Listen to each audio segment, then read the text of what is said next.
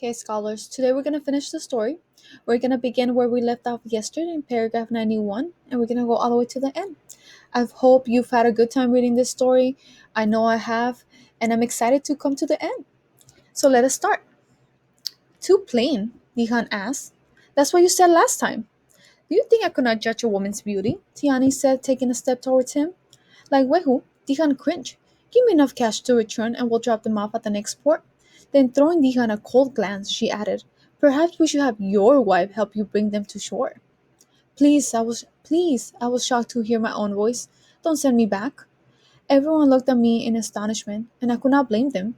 But even though the words had spilled out of me without a thought, I suddenly found that I truly meant them. What did I have to return to? Being bossed by everyone, scrubbing chamber pots, and marrying Fu Ding?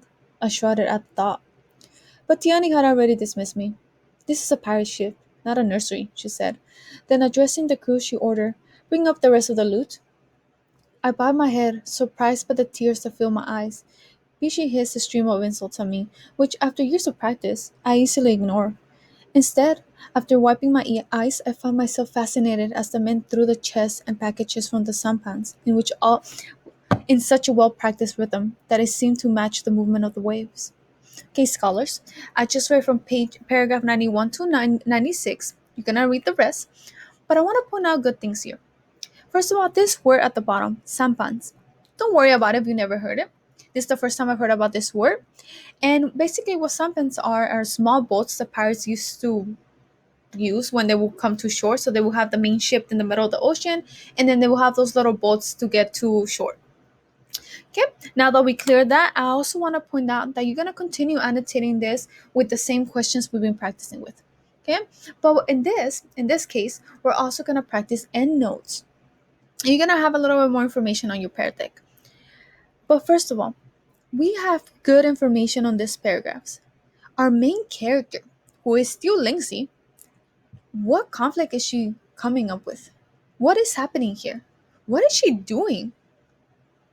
While I'm looking at the paragraphs, I for sure see that this word, please. She's shouting and begging, please.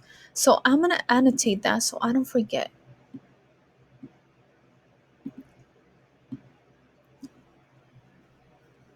Don't send me back?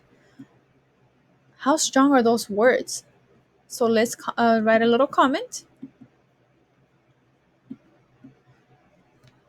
What is Lindsay asking? She doesn't want to go back to the Lee family, right? She wants to stay with the pirates.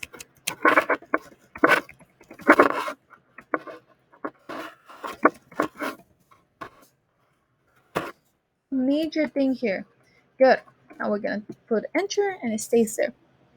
While I continue to annotate and finish the story, keep in mind the themes. What kind of life is Lindsay choosing? What does the author want us to learn from this story about life? What is the message? I want you to ponder those questions and come back to our synchronous session, and we're going to have discussion based on this. Good luck. I hope you enjoy the ending. If you have any questions, bring them to class. Okay?